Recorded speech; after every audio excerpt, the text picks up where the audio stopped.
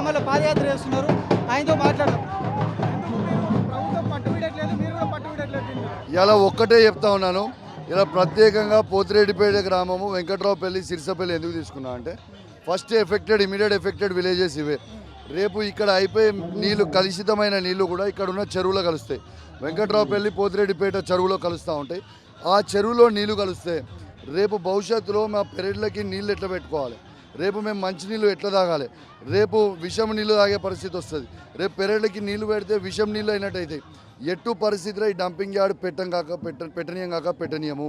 ఎందుకు చెప్తున్నా అంటే హుజరాబాద్ అంటేనే సీడ్ బౌల్ ఆఫ్ తెలంగాణ. అట్లాంటి పచ్చగా ఉన్న హుజరాబాద్ నియోజకవర్గాన్ని ఇలా తీసుకొచ్చి దాన్ని నల్లగా చేస్తామంటే మేము ఎందుకు ఊకుంటాం? మేము ఊకోము. ఈ ప్రభుత్వాన్ని కూడా హెచ్చరిస్తూ ఉన్నాం. రేవంత్ రెడ్డి గారికి అంతగానం బాగా నచ్చితే ఈ వేస్ట్ ఎనర్జీ ప్లాంట్ తీసుకుపోయి వాళ్ళ కొడంగల్లో పెట్టుకోమని చెప్పుర్రి. మమ్మల్ని ఎందుకు ఇక్కడ ఇబ్బంది పెట్టి మమ్మల్ని ఎందుకు సాగుకొడతా ఉన్నారు? ఖచ్చితంగా ఇవాళ పార్లమెంట్ సభ్యుడు బండి సంజయ్ గారు కావచ్చు, ఈటల రాజేందర్ గారు కావచ్చు, ఈ ప్రాంత ప్రజలు ఓట్లేస్తే మీరు పెద్ద నాయకులయ్యారు. ఇలా మీరు యాక్టింగ్లు చేస్తే మీ తాట తీసే రోజులు కూడా దగ్గరగానే ఉన్నాయి. ఎవరిని వదిలిపెట్టాం. రేపు బీజేపీ నాయకులను వదిలిపెట్టేది లేదు, కాంగ్రెస్ పార్టీ నాయకులను కూడా వదిలిపెట్టేది లేదు. కేంద్రంలో బీజేపీ ఉంది, రాష్ట్రంలో కాంగ్రెస్ ఉన్నది. నాటకాలు చేయకుర్రి. ఈడ ప్రజలు ఇబ్బంది పడుతూ ఉన్నారు. యాక్టింగ్లు చేయకుర్రి. వెంటనే రద్దు చేయాలి. లేకపోతే మాత్రం రాబోయే రోజుల్లో మీరు తీవ్రమైన పరిణామాలు ఎదుర్కోక తప్పదు. మీరు ఇప్పటి వరకు ధర్నాలు చేసిర్రు, మీరు నిరాహార దీక్ష కూడా చేసిర్రు, అయినా కూడా ప్రభుత్వం నుంచి ఎట్లాంటి స్పందన లేదు.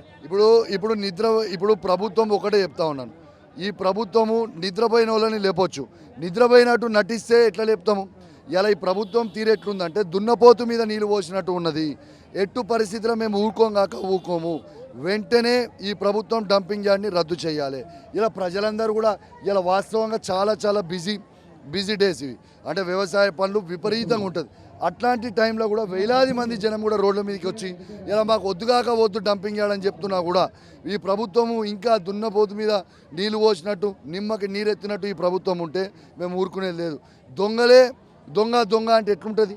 ఇలా మేము రిప్రజెంటేషన్లు ఇన్ఛార్జ్ మంత్రి తుమ్మల నాగేశ్వరరావు గారికి ఇచ్చినాం, జిల్లా మంత్రి శ్రీధర్ బాబు గారు, పొన్నం ప్రభాకర్ గారు, లక్ష్మణ్ కుమార్ గారు వాళ్ళకి ఇచ్చినాం. ఇలా రద్దు చేయమని చెప్తా ఉన్నాం. ఎందుకు రద్దు చేయరు? ఇలా దాదాపు చుట్టుపక్కల ఉన్న 50 కిలోమీటర్ల వరకు పూర్తిగా హుజరాబాద్ నియోజకవర్గం నాశనం అయిపోయే ప్రమాదం ఉంది. వెంటనే దీన్ని రద్దు చేయాలి. ఇలా హుజరాబాద్ నియోజకవర్గంలో హుజరాబాద్ పట్టణం, హుజరాబాద్ మండలం, జమ్మికుంట పట్టణం, జమ్మికుంట మండలం, వీణవంక మండలం, ఇల్లంతకుంట మండలం, కమలాపూర్ మండలం, ఎల్కతుర్తి మండలం, భీమదేవరపల్లి మండలం, సైదాపూర్ మండలం, కేశవపట్నం మండలం, మానకొండ మండలం ప్రజలందరూ కూడా ఇలా 10 మండలాల ప్రజలు, ఇలా 2 పట్టణాల ప్రజలు జీవితాలని ప్రభుత్వం నాశనం చేస్తూ ఉన్నారు. మీరు ఒక్కరే ఇన్ని రోజులుగా చేస్తూ ఉన్నారు, అందరినీ కలుపుకొని పోతున్నాం అంటున్నారు. కానీ ఎక్కడ కూడా కాంగ్రెస్ వాళ్ళు కానీ బీజేపీ నాయకులు కానీ ఎవరు కూడా కనబడతలేరు. ప్రజాప్రతినిధులు, ఎంపీలు కావచ్చు, ఎమ్మెల్యేలు కావచ్చు, ఎవరు కనిపిస్తలేరు. వాళ్ళు కేవలం యాక్టింగ్ చేస్తూ ఉన్నారు. ఆ యాక్టింగ్ని మేము తీవ్రంగా ఖండిస్తూ ఉన్నాం. ఇలా మీ యాక్టింగ్లు చేసుడు బంద్ చేయరి. ప్రజలందరూ కూడా అన్నీ కూడా గమనిస్తూ ఉన్నారు.